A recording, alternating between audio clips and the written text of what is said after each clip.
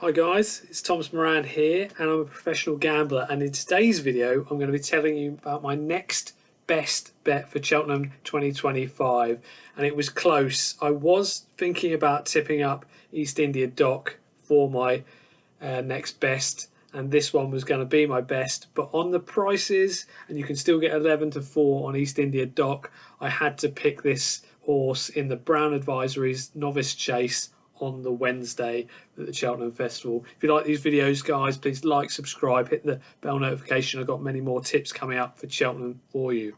So again, I've said this before many times, I'm not a big fan of betting favourites anti-post, but in this one I've been backing it from 3 to 1 all the way down. It's currently 7 to 4 non-runner, no bet, with Bet365, Sky Bet, Ladbrokes and Coral, I believe, since today.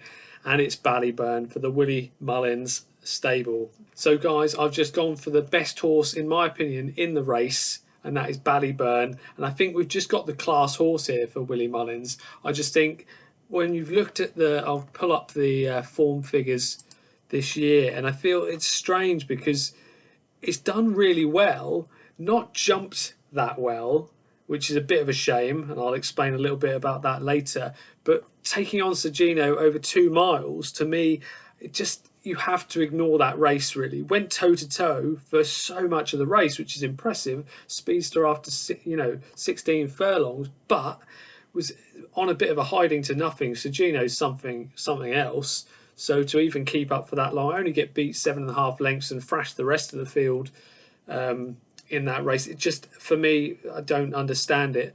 And then the last race I thought jumped pretty average, and actually lost quite a lot of speed over quite a few fences. But when it came down to the nitty gritty and you needed just to wake it up and just go home, 5 lengths clear of Croke Park, which is a cracking horse, I thought that was impressive. But really what we need to look at is going back to Cheltenham form last year and the incredible hurdle race that it won and beat Jimmy DeSille by 13 lengths.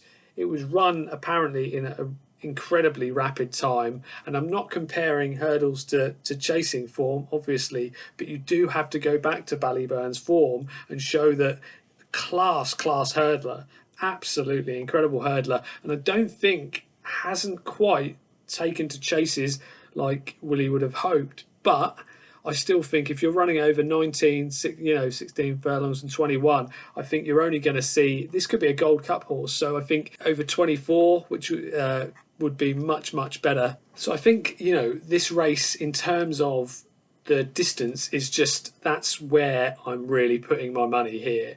It's, I think, run really well. And like I say, in the last race at Leopardstown, I thought very impressive, considering didn't jump, was getting out jumped all over the place. I think it was probably one of the worst jumpers in the race, yet still actually looked like it was cruising near the end, and then just needed waking up by Paul Townend to get it going. But I just feel that step up, it's bred for so much further. We know that, like I say, Gold Cup horse potentially, but we'll see. And it loves the Cheltenham ground, so I think as long as the ground's not too heavy, I think we've got the best horse here.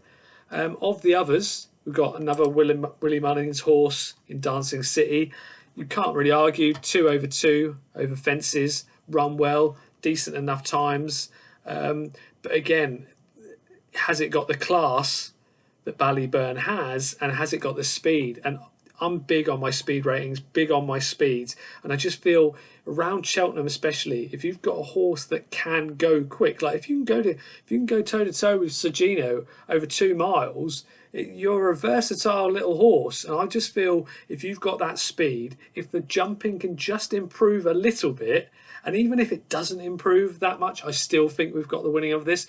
But if you can jump, if Ballyburn can jump just that little bit better, I think it could be quite a nice straightforward race. I think also Ballyburn is going to be better going left-handed, which will be, as we saw last year at Cheltenham, absolutely hosed up. And like I explained earlier, it ran that race, I think it was nearly 10 seconds faster than the one of the previous years, and it just shows. I know it's different. I know, you know, hurdles and chasing, but I just feel Willie might have something up his sleeve here with Ballyburn. I think the step up is going to be a massive, massive plus.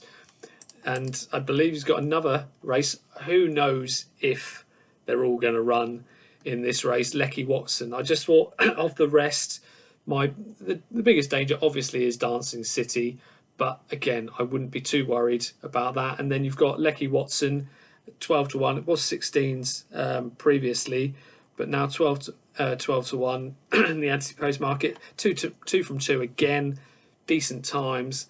I don't know. If for me, I'd like to hear a bit more about what Paul Townend has got to say about it. But for me, Ballyburn is my next best bet of the Cheltenham Festival 2025. I'm going to put an acca bet on, and I'm going to do a video with, obviously, East India Dock is another one of my. You can still get around 11 to 4 non-runner, no bet in places. So I'm going to be adding those two. I've got a double on those. I'm going to be adding others. And I hate to say it, there is another odds-on shot that I've been looking through the race and I cannot get away from it. But I'm going to be doing another video on that later on in the week. I hope you're good, guys. Please let me know what you're betting for Cheltenham. Any fancies you've got, who you fancy for this race, and who you fancy for the rest of the festival. But I hope you're good, guys, and take care.